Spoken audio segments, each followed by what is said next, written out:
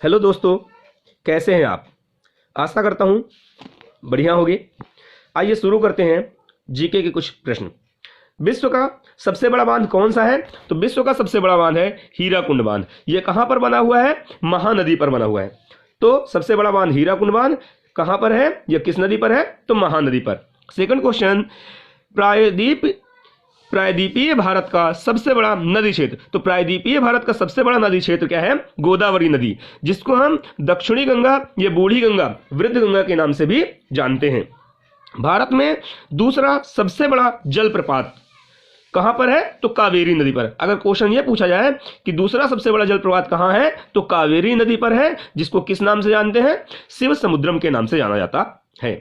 अरब सागर में गिरने वाली प्रायद्वीपीय भारत की सबसे बड़ी नदी या सबसे लंबी नदी जो कौन सी नदी है? नर्मदा नदी। तो नर्मदा नदी कहां पर गिरती है? अरब सागर में गिरती है। पहली चीज याद रखनी है कि जो नर्मदा नदी है वो कहां पर मिलती है? तो अरब सागर में मिलती है, जो कि क्या बनाती है? ज्वारनद मुख बनाती है। यह उल्टे दिशा में पूर्व से पश्चिम की ओर बहने वाली नदी है। कौन सी? नर्मदा नदी। कहां से निकलती है नर्मदा नदी? तो यह अनूपपुर जिले के अमरकंटक की पहाड़ियों से निकलती है। अगला क्वेश्चन है, भारत की सबसे बड़ी तटीय झील। तो भारत की जो सबसे बड़ी तटीय झील है उस झील का क्या नाम है? चिल्का झील। चिल्का झील सबसे बड़ी तटीय झील है जो कि उड़ीसा में है।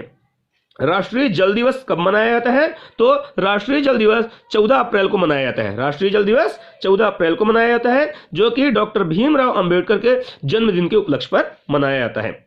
भारत की सबसे बड़ी मीठे पानी की झील। तो भारत की सबसे बड़ी मीठे पानी की झील जो है वह कहाँ है? क्या है? वुलर झील। वुलर झील भारत की सबसे बड़ी मीठे पानी की झील है, जो कहां पर है? जम्मू एंड कश्मीर में। जो कहां पर है? जम्मू एंड कश्मीर में है। इसमें जो वुलर झील है उस पे क्या बनाई गई है? तुलबुल परियोजना, वहीं पर है वुलर झील। भारत की सबसे बड़ी कृत्रिम झील। कृत्रिम झील अर्थात मानव निर्मित झील को हम क्या कहते हैं? कृत्रिम झील कहते हैं। तो भारत की सबसे बड़ी मानव निर्मित झील है वह है गोविंद सागर झील। कौन सा झील है? गोविंद सागर झील, जो किस नदी पर है? तो सतलज नदी पर है। सतलज नदी कहां पर बहती है? पंजाब में बहती है। और जो किसके द्वारा निर्मित है? तो भाखड़ा नांगल बांध जो है उस भाखड़ा नांगल बांध के द्वारा निर्मित है गोविंद सागर झील, जो कि सबसे बड़ी कृत्रिम झील है पंजाब में सतलज नदी पर। अगला क्वेश्चन, सरदार सरोवर बांध किस नदी पर है? तो सरदार सरोवर बांध याद रखिएगा नर्मदा नदी पर है। सरदार सरोवर बांध कहां पर है? नर्मदा नदी पर है, जो कि कहां? गुजरात में है। कब?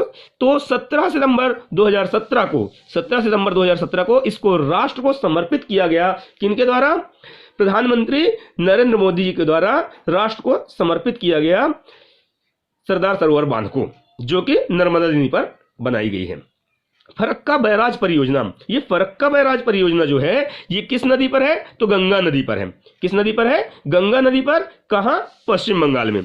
गन्ना किस मूल का पौधा है? अगर गन्ना पूछा जाए किस मूल का पौधा है, तो दोस्तों ये हमारे भारतीय मूल का पौधा है गन्ना, जिसको उष्ण कटिबंधीय जलवायु की जरूरत पड़ती है। कैसे जलवायु की जरूरत पड़ती है? उष्ण कटिबंधीय जलवायु की जरूरत पड़ती है। गन्ना को लगभग 20 से 26 डिग्री या 20 से 25 डिग्री सेल्सियस तापमान की आवश्यकता होती है इसे, और 150 सेंटीमीटर वार्षिक वर्षा की आवश्यकता होती है गन्ना की खेती के लिए। ठीक इसी प्रकार रबर उत्पादक राज्य। तो सबसे पहले रबर उत्पादक राज्य पहले नंबर पर आता है केरल, दूसरे नंबर पर आता है तमिलनाडु, और तीसरे नंबर पर आता है कर्नाटक। यदि पूछा जाए कि तीसरे नंबर पर सबसे ज्यादा रबर उत्पादक कौन करता है, तो कर्नाटक। पहले पर केरल, दूसरे पर तमिलनाडु और तीसरे पर कर्नाटक। जो रबर उत्पादन है, रबर उत्पादन के लिए लगभग 25 से 35 डिग्री सेल्सियस का तापमान चाहिए होता है, और साथ में ही साथ इसको वर्षा, तो वार्षिक वर्षा लगभग 300 सेंटीमीटर की वार्षिक वर्षा की जरूरत पड़ती है। ये कहां पर पाई जाती होती है? ज्यादातर दोमट मिट्टी के लिए इसको अधिक होती है। दोमट मिट्टी में रबर की खेती अधिक होती है। हरित क्रांति। हरित क्रांति का संबंध किससे है? तो खाद्यान्न उत्पादन। खाद्यान्न उत्पादन जैसे कि अनाज में चाहे गेहूं हो और चाहे धान हो, इस तरीके खाद्यान्न उत्पादन किससे संबंधित? हरित क्रांति से। स्वर्ण क्रांति या सुनहरी क्रांति जो संबंधित है वह फल तथा सब्जियों से संबंधित है। नीली क्रांति मछली उत्पादन से संबंधित है, नीली क्रांति। गोल क्रांति किससे संबंधित है? तो आलू उत्पादन से संबंधित है। भूरी क्रांति किससे संबंधित है? तो भूरी क्रांति जो खाद या उर्वरक जो होता है, जो कि पौधों में या सब्जियों में या अनाजों में डाला जाता है।